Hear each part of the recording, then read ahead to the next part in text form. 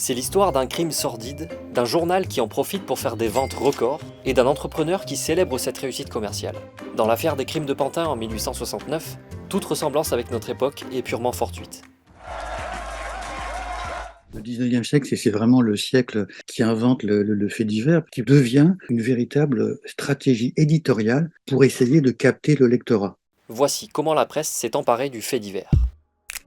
Septembre 1869. Dans un champ à Pantin, proche de Paris, 6 cadavres d'une même famille sont retrouvés poignardés, certains des enfants enterrés. L'affaire horrifiante fait grand bruit dans la presse et prend le nom du meurtrier arrêté au Havre, Jean-Baptiste Tropman.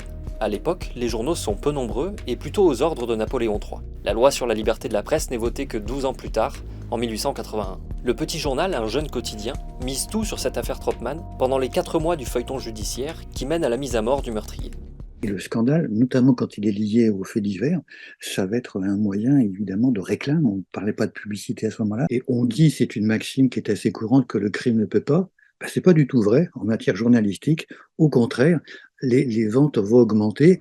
Augmenté jusqu'à plus de 500 000 exemplaires le lendemain de l'exécution de Tropman. Presque au niveau du quotidien le plus vendu aujourd'hui, sauf que la France comptait 2 fois moins de population à l'époque.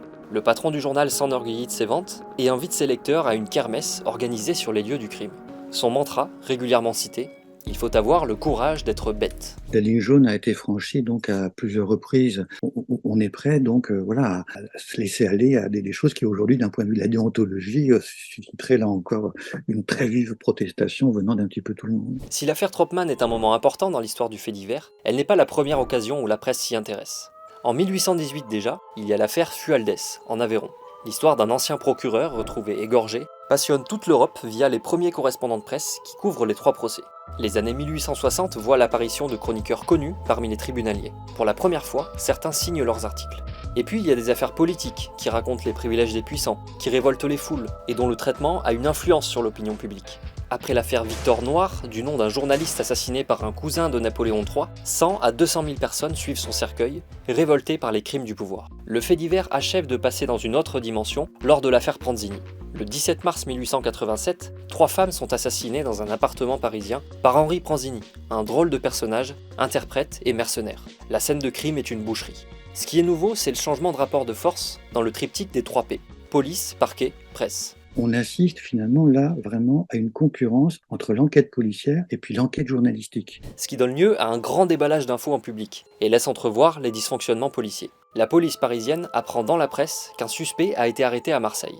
Et on envoie un policier qui s'appelait Goron. Lorsque celui-ci se déplace sur les lieux, il descend dans son hôtel et c'est l'hôtelier qui lui donne les dernières informations sur le déroulement de l'enquête et sur le crime. Des journalistes prennent des sources en filature jusqu'en Allemagne pour glaner des infos. Et les journalistes vont essayer de faire la preuve, de faire la démonstration. Ils en savent déjà davantage, ce qui laisse supposer pour le lecteur qu'il vaut mieux faire confiance finalement aux journalistes d'investigation plutôt qu'à la police ou aux magistrats instructeurs. Dans l'affaire Pranzini, comme dans les grands faits divers de l'histoire, les acteurs emblématiques de l'enquête deviennent des personnages du récit journalistique. Ils incarnent l'affaire. Ici, on a un juge d'instruction, un médecin légiste et un enquêteur considérés comme les meilleurs de leur génération. Et puis, il y a un suspect qui fascine. Henri Pranzini parle 8 langues, on le présente comme un homme brillant et séducteur. Les journaux dépeignent sa psychologie et plongent dans son dossier criminel. On le surnomme le tueur de gueuses, le chéri magnifique ou le tueur de courtisanes.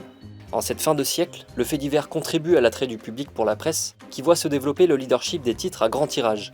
Le Petit Journal, le Journal, le Petit Parisien, le Matin.